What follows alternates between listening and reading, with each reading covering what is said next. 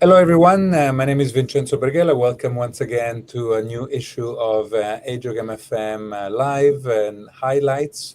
This time of the October issue, I'm co-hosting with the win behind the sale of this initiative, Mhatre. Hi, Mo. Hi, everyone. Nice to meet all of you. I'm Mhatre. I am a maternal fetal medicine attending at Tufts Medical Center, and I am the director of the MFM Fellowship at Tufts.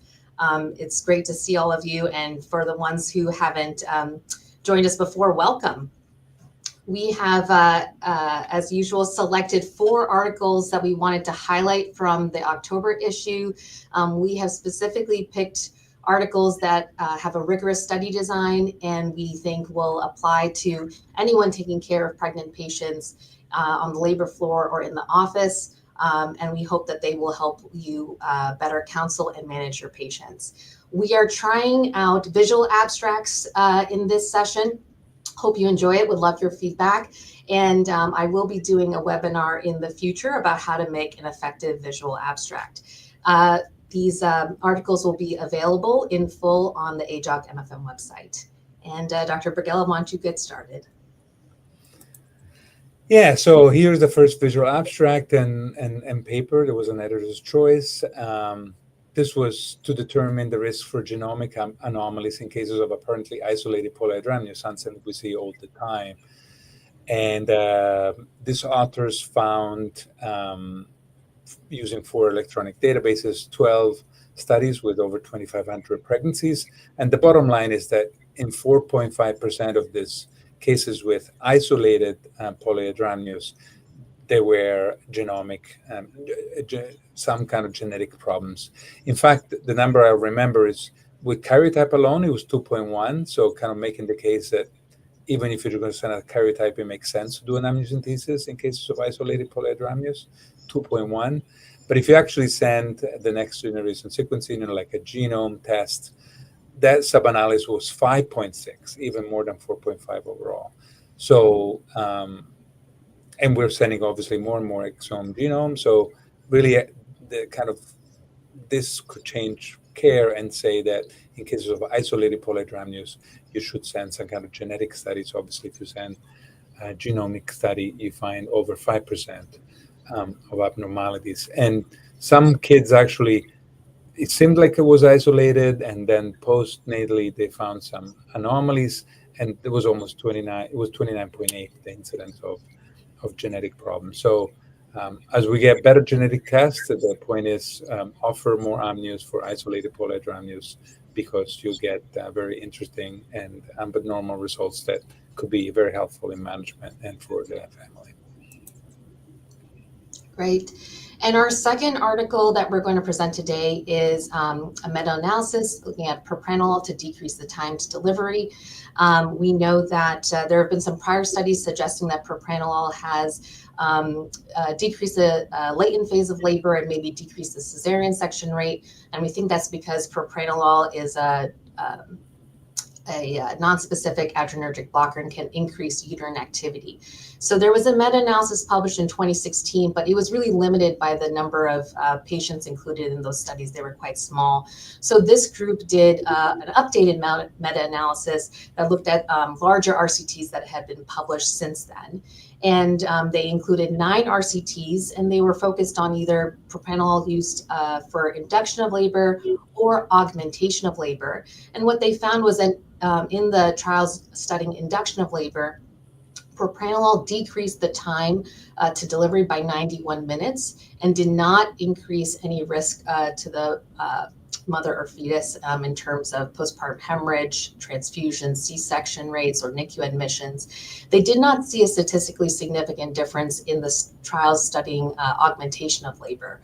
And so there was quite a bit of heterogeneity in the dose, in the route, either IV or oral, and if the dose was repeated during the induction or augmentation process. So still a lot of work to be done to figure out what is the optimal regimen, but this does suggest potential use for propranolol in these cases and could be very helpful given the number of inductions that we're seeing rising rates across the world.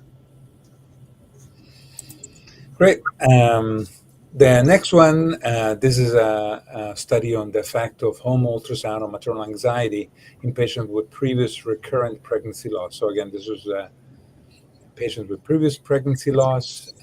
They were randomized to either routine prenatal care, as you can see in this beautiful graphic abstract, versus the intervention was 2 home ultrasound, looking at FH, movement, fluid, kind of reassuring the woman, especially at 12 to 16 weeks, when she may not be getting other ultrasounds, between a 12-week ultrasound and a 20-week anatomy scan.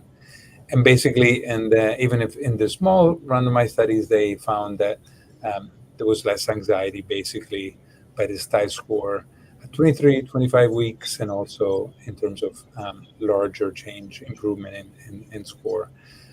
Using the home ultrasound. There are more and more devices for home ultrasound. So while some people may be skeptic about it, I think that a lot of people will begin to get it and use it. We're doing research on this as well. And it's nice to see, and not surprising, that women, before they feel fetal movement, will be reassured by seeing the baby on the scan. Yeah, and it's important to note for those ultrasounds, though, they weren't doing them on their own. They were specifically guided by the doctors. So for 2 visits only, they couldn't do more than them, and they couldn't do them on their own. So yeah, you're right. I think the patient was doing it under the guidance of the doctor. Right. Yeah. Absolutely.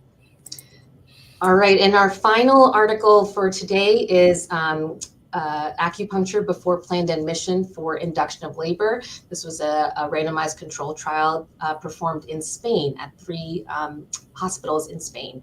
And what they did was they randomized low to medium risk patients who, based on their center-specific protocols, would be typically induced at 40 to 41 weeks.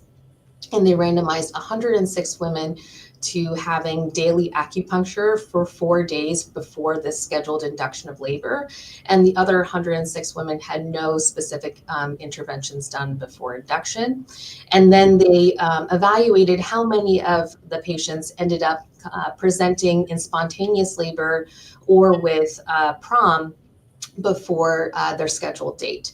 And so they found that patients who underwent acupuncture had a significantly higher chance of coming in before their scheduled date with PROM or with labor, about 65% of the group compared to about 40% in the non-intervention group.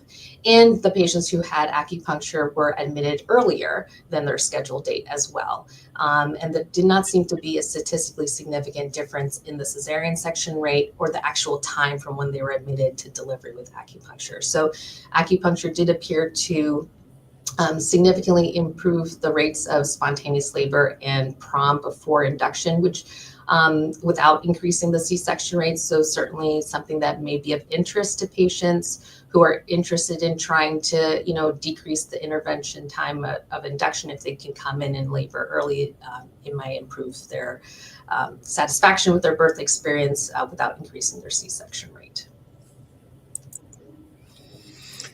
That's great, Mo. That kind of concludes our quick sessions. Again, I want to emphasize Mo's beautiful graphic abstracts.